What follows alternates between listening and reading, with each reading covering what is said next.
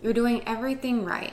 The content, the strategy, the visibility, but deep down, you know something's still feeling off. Because confidence isn't something that you post about. It's something that you earn when you're there live and in person and in the room. Let's talk about that strange gap between what we show online versus what we feel when we close the app. You can have the followers, the testimonials, and the polished feed and still second guess yourself and question what it is that you're doing. And you can find yourself wondering, are my words actually landing? Or if you just got lucky with the algorithm that day. That's what I mean when I say that online confidence can feel fragile. Because at the end of the day, it all depends on something that you have no control over. The refresh, the analytics, the comparison game that you just can't keep up with. It's sneaky because you tell yourself that you're checking for performance, but underneath, you're really measuring your worth based on numbers. And that is exhausting. When everything is built online, your validation is built digitally as well. And what that means is that it can disappear as quickly as you scroll. But when you walk into a room, you feel something different. The energy shifts. You see faces light up and you witness what you're saying actually landing. It's no longer just a theory, it's actual hard evidence. That moment when someone takes a deep breath or quickly writes down something because something that you said just like totally connected with them, that's when confidence stops being something that you chase. It becomes something that you feel in your bones. Hosting retreats and gatherings isn't about perfection. It's all about proximity.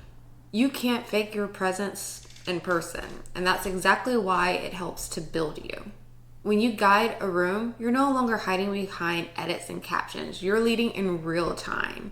You're taking cues from that energy that's there with everyone present and meeting people exactly where they're at. And in that, you find out exactly who you are as a leader.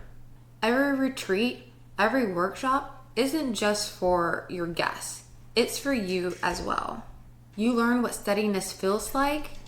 You hear what your voice sounds like there live, and that's not something that another training or reel can teach you. It's earned by showing up, by holding space, and by staying in the room when things go sideways and you have to just go purely based on instinct. That's leadership muscle. You build it rep by rep, and not by planning more, but by actually doing. And if you find yourself trying to lead something like this, but you're not exactly sure how to do it, I actually made a short quiz called What Type of Event Host Are You? Every great host leads differently. So this quiz is going to help you figure out what type of host you are and how you best lead. If that's something you're interested in, you can find the link down in the description.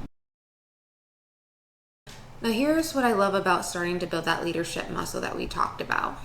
Because once you start building it, everything else begins to shift. You stop needing applause to know that you did well. You stop replaying the words in your head, wondering, did I sound smart enough? You start trusting the evidence that's right there in front of you. The people you serve, the breakthroughs you witness, the calm that you held. Confidence grows from micro moments that you don't initially notice at first. Like from that woman who comes up to you after your talk and says, you know, I didn't know I needed to hear this, but what you just said really changed something in me. It really struck a chord. Or that quiet person in the back who's usually pretty quiet but suddenly joins the conversation because they felt safe to open up and express themselves because you built that safe space for them. That right there, that is confidence built in real time. A lot of people think that hosting is like the final step of confidence. Like you need it to have the confidence in order to host. But the truth is, it's how you get sure of yourself and who you are and what it is that you're building and leading. Every time you lead a room, you get immediate feedback, not from likes, but from actual life, from real reactions, real emotions, real transformations. It's the fastest confidence builder you'll ever find because it removes all the guesswork.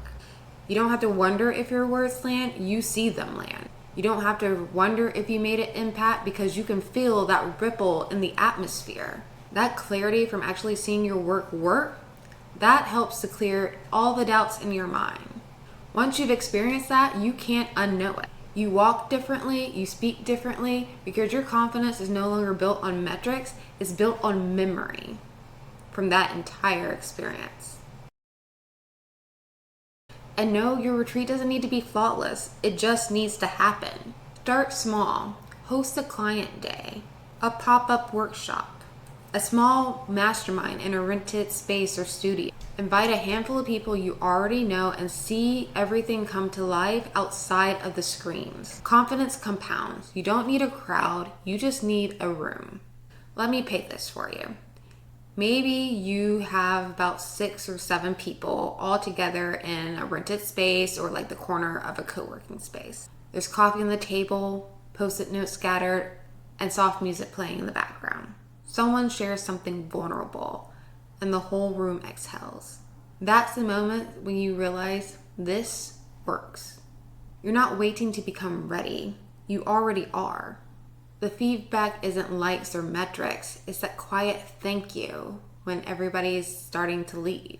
It's that shift you see in their shoulders because you can see that they're walking out feeling lighter. If you treat those small gatherings like practice ground, every single one of those becomes proof. You learn how to pace your energy. You know when silence needs space. You stop trying to fill the air and just trust the moment. And each time you walk away with evidence that helps you lead, hold, and adapt better. And that proof, that lived memory, it continues to stack on top of each other. Confidence becomes a rhythm and no longer a goal. So you don't have to have everything polished to begin. The room does not need to be perfect. It just needs you to be there, willing and ready and to show up. When you lead a retreat, even a small one, you start to move differently. You trust your instincts more because you've seen what your presence can actually do. But often the thing that stops people from actually entering that room isn't logistics and timing. It's fear. Fear of turnout, fear of failure, and fear of being seen. In the next video, we're going to talk about that fear and why it's actually the indicator that you might be ready for this step. Go ahead and click it on your screen right now.